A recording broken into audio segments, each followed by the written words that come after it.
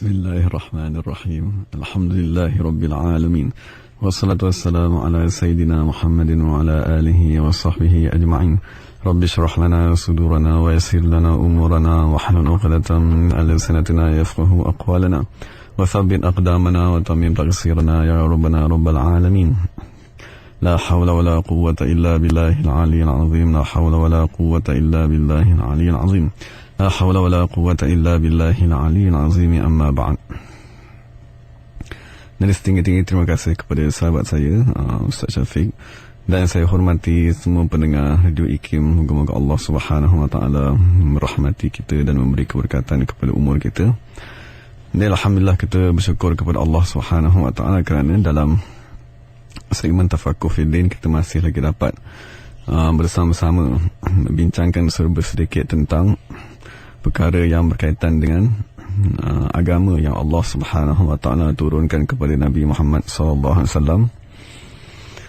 Dan insya-Allah dalam pengajian kali ini kita akan menjurus secara khusus kepada ilmu akidah yang berpandukan kepada kitab Ummul Barahin yang ditulis oleh Imam Sanusi radhiyallahu taala anhu sebagai teks pengajian kita di dalam kuliah Tafaqquh Fiddin ini. Jadi dalam memahami ilmu akidah ni ada beberapa mukaddimah lah yang perlu difahami, yang perlu dikaji, yang perlu diteliti kan oleh umat Islam. Pertamanya tentang kepentingan akal dalam mendalami ilmu tauhid ataupun ilmu akidah. Maka oleh sebab itulah Imam Sanusi radhiyallahu anhu di awal kitabnya, setelah dia memulakan dengan Alhamdulillah wassalatu wassalam ala Rasulillah, maka Imam Sanusi terus menyatakan i'lam anna al-hukm al-aqliyya yanhasiru fi thalathati aqsam. Ketahuilah bahawa sesungguhnya hukum akal terbahagi kepada 3 bahagian. Jadi sebagai umat Islam kita perlu bertanya lah, dan kita perlu memahami mengapakah ulama-ulama tauhid seperti Imam Sanusi di dalam kitabnya yang amat penting, iaitu kitab Ummul Barahin, apakah dia memulakan kitabnya dengan membahaskan tentang hukum akal. Jadi sebagaimana yang dinyatakan oleh Imam Haramain menyatakan bahawa sesiapa yang tidak boleh membezakan permasalahan hukum akal, maksudnya sesiapa yang tidak boleh membezakan sesuatu perkara yang berlaku tadi adakah ianya wajib, ataupun sesuatu perkara yang berlaku tadi adakah ianya mustahil, ataupun sesuatu yang perkara yang berlaku tadi adakah ianya harus boleh berlaku dan tidak boleh berlaku, maka Imam Haramain menyatakan seseorang tadi dihukumkan tidak berakal. Jadi yang dimaksudkan dengan individu yang berakal, sifat yang membezakan antara manusia dengan makhluk yang lain, kan, sifat yang membezakan antara manusia dengan binatang, sifat yang membezakan antara manusia dengan tanah, air dan sebagainya, ialah kurniaan akal yang diberikan oleh Allah Subhanahu wa taala. Jadi dalam ilmu tauhid, Imam Sanusi sebelum membahaskan tentang sifat-sifat Allah Subhanahu wa taala, maka Imam Sanusi menyatakan bahawa hukum akal, maksudnya ketetapan yang berlaku di dalam akal manusia, ketetapan yang dihukumkan oleh akal manusia terbahagi kepada 3, iaitu perkara yang dihukumkan oleh akal pasti, tidak boleh dielakkan, yang diistilahkan sebagai wajib. Perkara yang dihukumkan oleh akal sebagai tidak boleh berlaku langsung ataupun diistilahkan sebagai mustahil, dan perkara yang dihukumkan oleh akal manusia boleh, kan, sama ada dia boleh berlaku ataupun tidak boleh berlaku. Jadi timbullah persoalan di dalam diri kita, mengapakah apabila ulama tauhid menyatakan ingin menulis tentang ilmu akidah, ingin menyatakan tentang sifat Allah Subhanahu wa taala, mengapakah mereka memulakan perbahasan mereka dengan hukum akal? Maka di situ kita dapat melihat nas daripada Allah Subhanahu wa taala di dalam Al-Quran yang mengarahkan manusia berfikir seperti afala ta'qilun, mengapakah kamu tadi tidak menggunakan akal? Afala tatafakkarun, mengapakah kamu tidak berfikir? Afala yanzuruna ilal ibil, mengapakah kamu tidak merenung, mengkaji kepada penciptaan Allah Subhanahu Wa Taala. Jadi sekarang ni apabila Allah Subhanahu Wa Taala mengarahkan manusia menggunakan akal, memerintahkan manusia, menempelak manusia yang tidak menggunakan akalnya, maka di situ dapat difahami pengiktirafan daripada Allah Subhanahu Wa Taala terhadap akal yang dikurniakan kepada manusia. Maksudnya sekarang ni apabila kita nak membincangkan ilmu tauhid, apabila kita nak membincangkan ilmu akidah, mengapakah ulama-ulama tauhid meletakkan akal sebagai dalil? Mengapakah ulama tauhid meletakkan akal manusia sebagai sumber utama dalam mengenal Allah Subhanahu Wa Taala? Maka untuk menjawab persoalan tersebut, kita jawab bahawa yang mengarahkan menggunakan akal dalam mengenal Allah Subhanahu Wa Taala ialah Allah Subhanahu Wa Taala. Di dalam firman-firman seperti afala tatafakkarun, mengapakah kamu tidak berfikir? Afala ta'qilun, mengapakah kamu tidak menggunakan akal? Jadi apabila ulama tauhid menyatakan bahawa dalil kewujudan Allah Subhanahu Wa Taala berdasarkan dalil akal begini-begini, dalil kudratnya Allah Taala bersifat dengan kudrat kan berdasarkan dalil akal, susunan dalil akal begini-begini, maka kita dapat lihat di situ ulama-ulama tauhid yang tergolong daripada ulama Asy'ariyah dan ulama Maturidiyah, mereka pada hakikatnya melaksanakan arahan Allah Subhanahu Wa Taala. Mereka pada hakikatnya menunaikan tuntutan Allah Subhanahu Wa Taala agar umat manusia menggunakan akal mereka dalam mengenal Allah Subhanahu Wa Taala, dalam mengenal sifat-sifat Allah Subhanahu Wa Taala, dalam menyematkan akidah di dalam diri mereka. Jadi oleh sebab itu kita tidak boleh bersalah faham ataupun kita tersalah faham dalam permasalahan akidah yang dinyatakan oleh ulama Asy'ariyah dan ulama Maturidiyah apabila mereka tadi meletakkan dalil di dalam ilmu tauhid ialah dalil akal. Jadi di situ kita dapat lihat akal yang dikurniakan kepada manusia diiktiraf oleh Allah Subhanahu Wa Taala, oleh Allah Subhanahu Wa Taala sebagai satu alat untuk mengenal Allah Subhanahu Wa Taala. Jadi di sini kita dapat lihat apabila Allah Subhanahu Wa Taala mengurniakan akal, apabila Allah Subhanahu Wa Taala memberikan akal kepada manusia, lalu Allah Subhanahu Wa Taala mengarahkan manusia menggunakannya. Mengapa kamu tak berfikir? Mengapakah kamu tidak menggunakan akal? Mengapakah kamu tidak merenung untuk mengenal Allah Subhanahu Wa Taala?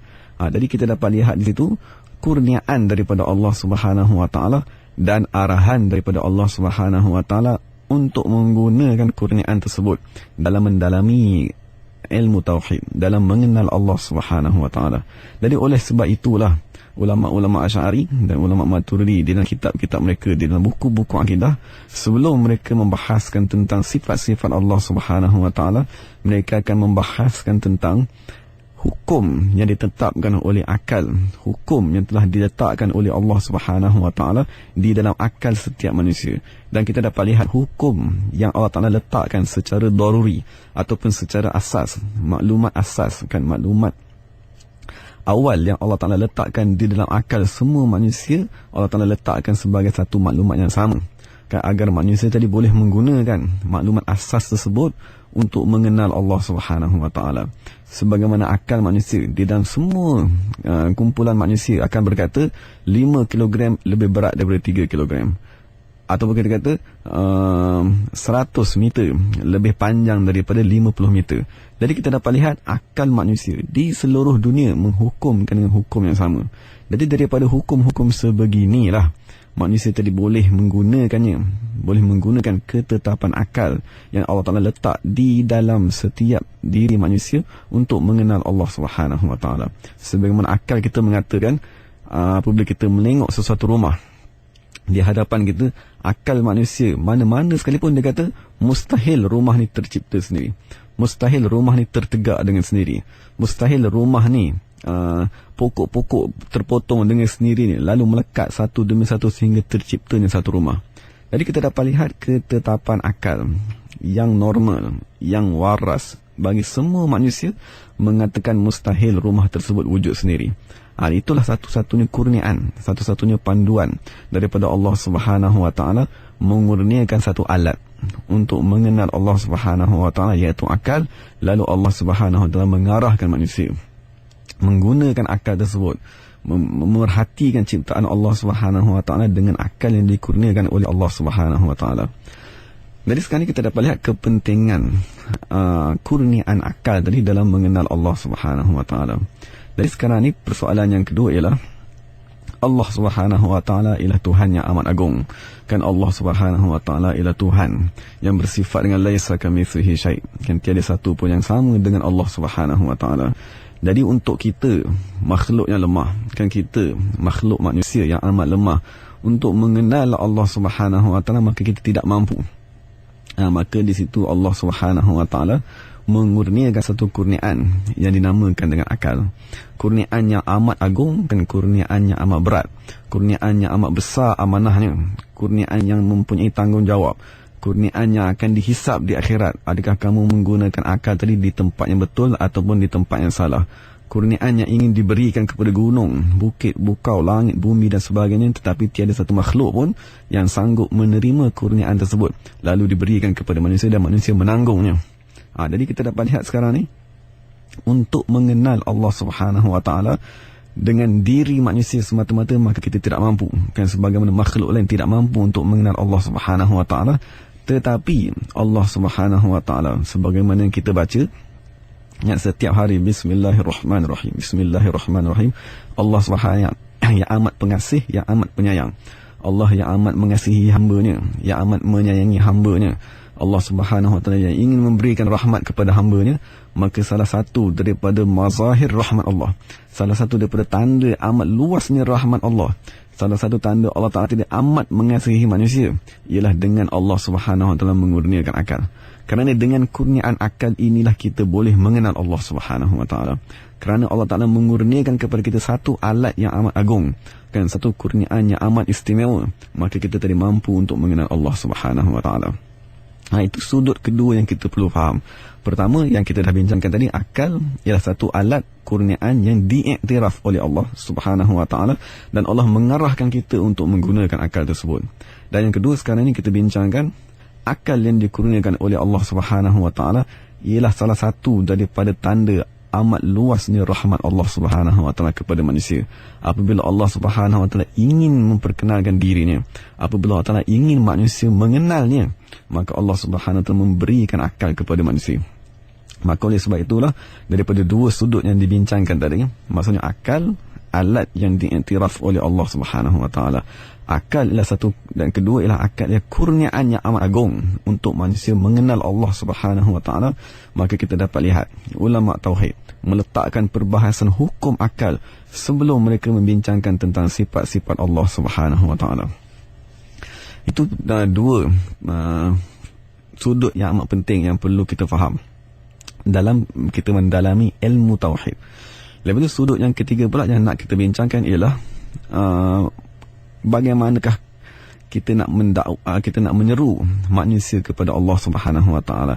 Bagaimanakah kita nak memasukkan akidah yang sebenar ke dalam diri manusia dengan berpandukan ataupun dengan menggunakan kurniaan akal yang telah Allah Ta'ala berikan kepada semua manusia.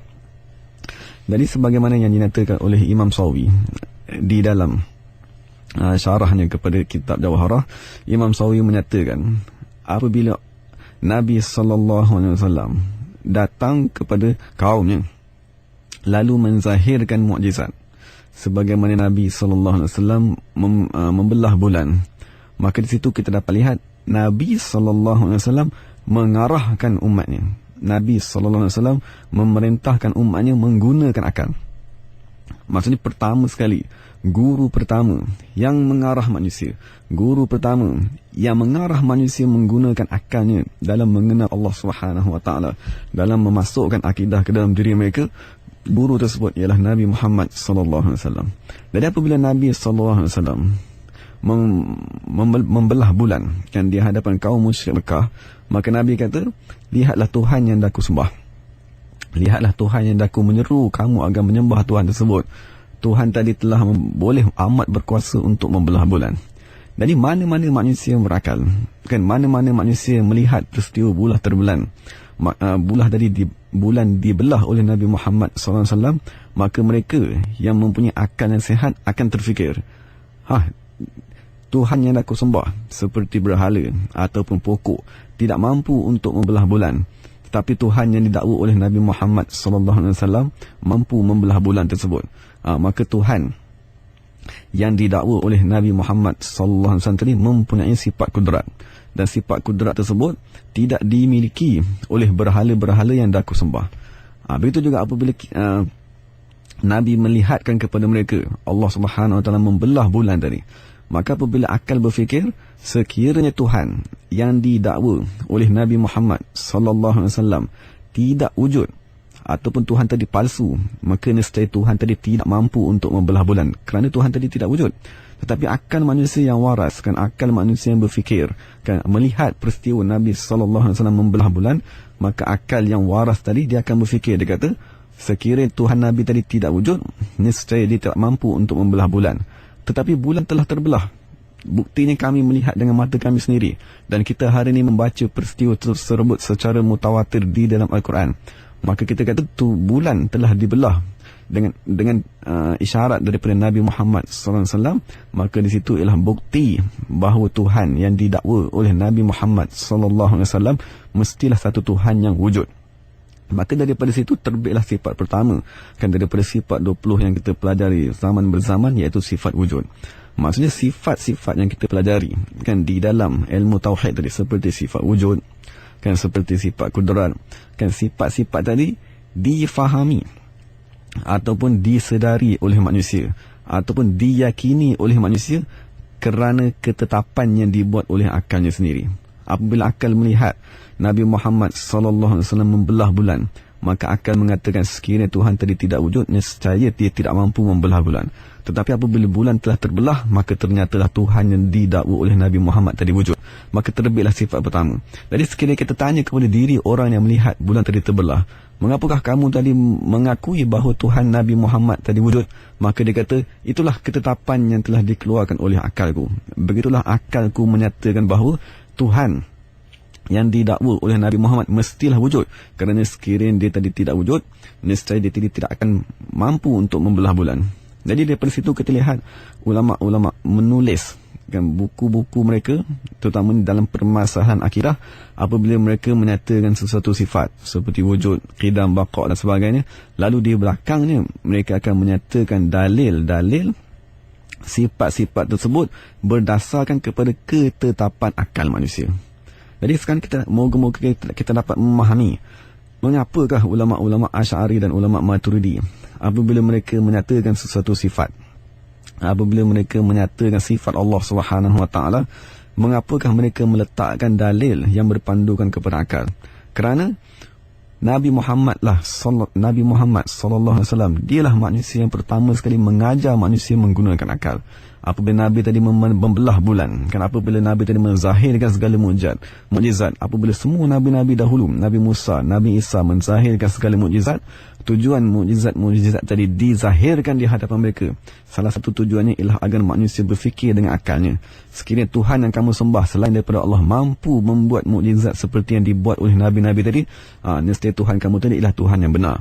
Tetapi tiada mana-mana Tuhan pun yang didakwa oleh manusia, yang disembah oleh manusia, mampu melakukan sedikit ataupun secebis daripada semua mukjizat yang dibawa oleh nabi-nabi dan rasul. Tidak mampu. Maka di situ kita dapat lihat akal menyatakan tiada yang layak disembah, tiada yang berhak disembah, tiada yang mempunyai kudrat secara mutlak, tiada yang wujud sebenarnya melainkan Allah Subhanahu Wa Taala. Jadi di situ kita dapat lihat kepentingan akal, kepentingan akal dalam kita tadi memahami ilmu tauhid. Dan yang pertama yang kita dah bincangkan tadi ialah akal ialah satu kurniaan yang diiktiraf oleh Allah Subhanahu Wa Taala, dan Allah sendiri yang mengarahkan manusia menggunakan akal daripada firman-Nya seperti afala taqilun. Dan kedua, Allah Taala mengetahui kita sebagai makhluk manusia kita amat lemah, maka untuk mengenal Allah Subhanahu Wa Taala kita memerlukan kepada satu kurniaan untuk melihat ataupun untuk mengenal, untuk memakrifat, mengenal Allah Subhanahu Wa Taala. Maka Allah Taala dengan limpah kurnia-Nya, dengan rahmat-Nya yang amat luas, mengurniakan satu kurniaan yang dipanggil sebagai akal. Dan yang ketiga kita dah bincangkan, siapakah yang pertama sekali mengarahkan manusia menggunakan akal? Dan siapakah yang mula-mula menyuruh umatnya menggunakan akal? maka kita dapat lihat setiap Nabi-Nabi apabila mereka menzahirkan mukjizat kepada kaumnya, apabila Nabi-Nabi tadi menzahirkan mukjizat, seperti Nabi Musa kan menzahirkan tongkatnya menjadi ular kan, sebagaimana Nabi Muhammad SAW membelah bulan di hadapan kaum musyrikin, maka kita dapat lihat di situ Nabi-Nabi dan Rasul mencabar umatnya, mencabar akal umatnya untuk mengiktiraf bahawa tiada Tuhan yang boleh melakukan sedemikian, tak ada Tuhan yang amat berkuasa yang boleh melakukan mukjizat-mukjizat seperti yang dibawa oleh Nabi-Nabi dan Rasul, melainkan Allah Subhanahu Wa Taala semata-mata. Jadi moga-moga dalam kita mendalami ilmu tauhid kan, di peringkat awal kan, kita dapat memahami bahawa akal manusia adalah satu kurniaan yang perlu dibahaskan, yang perlu diketahui tujuan kurniaan tersebut, dan kita juga perlu memahami bagaimanakah cara untuk menggunakan akal tersebut untuk mengenal Allah Subhanahu Wa Taala. Jadi apabila kita bincang secara asas kan, akal manusia semata-mata akal yang dikurniakan oleh Allah Subhanahu Wa Taala di peringkat awal kan, di peringkat awal tadi akal manusia dia boleh mengkaji kepada alam yang diperlihatkan kepada mereka.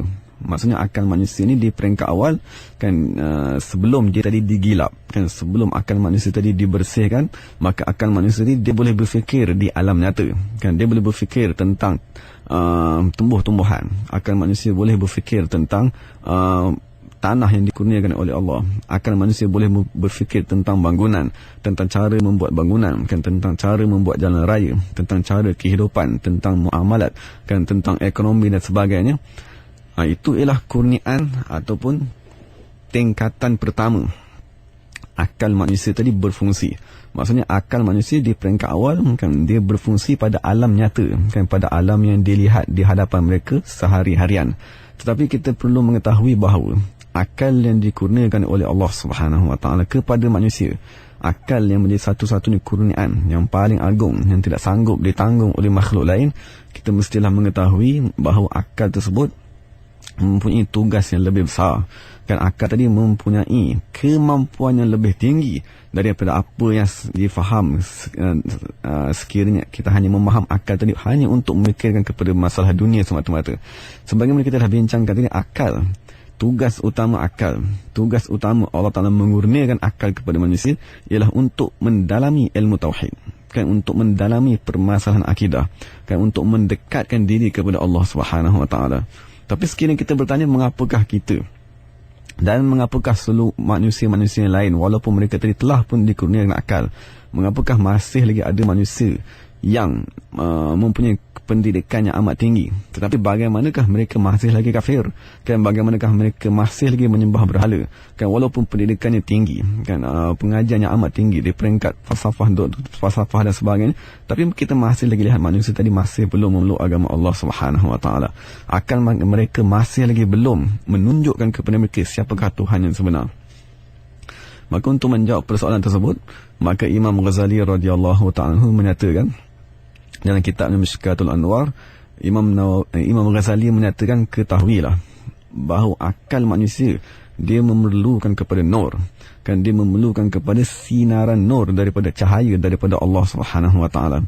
Sebagaimana mata zahir kita ni yang sebagaimana mata yang Allah Ta'ala kurniakan, sekiranya mata yang Allah Ta'ala kurniakan di alam nyata tadi, kita cuba untuk melihat tanpa cahaya, tanpa adanya matahari, ataupun kita duduk masuk di dalam gua yang amat gelap, ataupun kita menyelam di dasar laut yang amat dalam, maka walaupun kita mempunyai mata yang sihat, walaupun kita tadi mempunyai mata yang tidak sakit, tetapi disebabkan tiada cahaya kan, disebabkan tiada sinaran, maka mata kita tidak dapat berfungsi dengan sebaik-baiknya. Maka mata tadi tidak dapat menjalankan tugasnya untuk melihat kan alam yang nyata tadi, untuk melihat apakah yang berada di dasar laut kan, untuk melihat apakah yang berada di dalam gua, ataupun di suatu malam yang amat gelap kan, kita tidak dapat langsung melihat jalan raya yang berada di hadapan kita. Maka oleh sebab itulah Imam Ghazali dia menyatakan bahawa begitulah juga akal yang dikurniakan kepada manusia, selagi mana belum dikurniakan dengan nur daripada Allah Subhanahu Wa Taala, maka akal tadi hanya mampu berfikir di alam yang nyata, dia hanya mampu berfikir tentang permasalahan dunia semata-mata, tentang ekonominya ataupun tentang permasalahan hidupnya saja, ataupun akal tadi hanya digunakan untuk kemajuan dunia kan, ataupun untuk memajukan lagi sudut-sudut dunia yang berkaitan dengan dirinya. Tetapi ulama Imam Ghazali berkata, sekiranya akal tadi dikurniakan dengan nur daripada Allah Subhanahu wa taala, maka Imam Ghazali menyatakan barulah sebenarnya akal tadi benar-benar berfungsi. Kan sebagaimana mata kita tadi, selagi mana belum kita berikan cahaya, kan sebagaimana lampu kita belum pasang, mata tadi terbuka tetapi dia tak dapat melihat apa-apa, kan dia tak dapat berfungsi dengan sebenar-benar fungsinya. Begitulah juga akal yang dikurniakan oleh Allah, kan kurniaan yang teragung yang dikurniakan kepada manusia. Selagi mana kita belum dikurniakan dengan nur daripada Allah Subhanahu wa taala, maka akal, kurniaan yang teragung tadi masih belum berfungsi dengan sebenar-benar berfungsi, kan masih belum lagi dapat digunakan sepenuhnya. Kerana kita kena maklum, akal dikurniakan oleh Allah untuk mengenalnya. Maksudnya kurniaan, satu-satunya kurniaan yang mampu digunakan oleh manusia untuk mengenal Allah Subhanahu wa taala ialah akal. Kan kita tak boleh mengenal Allah Subhanahu wa taala dengan jari, ataupun kita tak boleh mengenal Allah taala dengan telinga kita, ataupun kita tak boleh mengenal Allah taala dengan rambut yang dikurniakan. Tetapi ketahuilah bahawa satu-satunya kurniaan yang amat agung yang dikurniakan oleh Allah kepada manusia ialah akal. Tetapi sekiranya akal tadi dikurniakan kepada kita, tetapi kita tak berusaha untuk menyempurnakan kurniaan tersebut, kita tak berusaha untuk mencari jalan bagaimanakah akal yang telah dikurniakan kepadaku tadi dapat berfungsi sebenarnya, maka kurniaan tadi kekal sebagai kurniaan yang tidak berguna, ataupun kekallah akal tersebut dalam keadaan tidur ataupun dalam keadaan diabaikan. Begitulah yang dinyatakan oleh Imam Ghazali. Maka kita sebagai umat Islam yang telah memeluk agama Islam, maka kita perlu berfikir bagaimanakah untuk menghidupkan akal tadi, bagaimanakah untuk mencari nur, untuk menyinari akal tersebut, agar akal manusia tadi yang dikurniakan oleh Allah Subhanahu wa taala dapat berfungsi untuk melihat kepada perkara yang lebih jauh. Maka daripada situ kita dapat lihat arahan-arahan di dalam Al-Quran, sebagaimana Allah Taala menyatakan, afala yanzuruna ilal ibli kaifa khuliqat, tidakkah kamu melihat kepada unta bagaimanakah dia diciptakan? Jadi sekiranya kita hanya memandang kepada unta dengan mata yang zahir, kita hanya dapat melihat satu gambar makhluk yang diciptakan. Tetapi sekiranya kita memandang dengan akal yang telah dikurniakan dengan nur daripada Allah Subhanahu wa taala, maka kita akan dapat melihat pencipta kepada unta tersebut. Kita akan dapat lihat keagungan pencipta yang mencipta unta tersebut. Kita dapat melihat unta tadi tidak boleh mencipta dirinya sendiri, bahkan dia memerlukan kepada satu kuasa yang amat agung untuk menciptanya. Dia akan dapat melihat iradat Allah Subhanahu wa taala, bagaimanakah Allah Taala memilihkan satu-satu rupa kepada makhluknya. Kita dapat melihat Allah Subhanahu wa taala memudahkan manusia untuk mengambil kemanfaatan daripada binatang tersebut, daripada segala binatang-binatang yang lain, daripada segala tumbuh-tumbuhan. Itulah yang nak dicapai, ataupun itulah yang dinyatakan oleh Imam Ghazali, agar akal kita tadi memandang dengan nur daripada Allah Subhanahu wa taala untuk kita melihat di sebalik gambar, untuk kita melihat di sebalik rupa makhluk yang Allah Subhanahu wa taala ciptakan. Tetapi sekiranya akal kita tadi tidak dikurniakan dengan nur, maka kita hanya dapat melihat unta itu saja. Kita terlupa kepada Allah Subhanahu wa taala yang mencipta unta tersebut.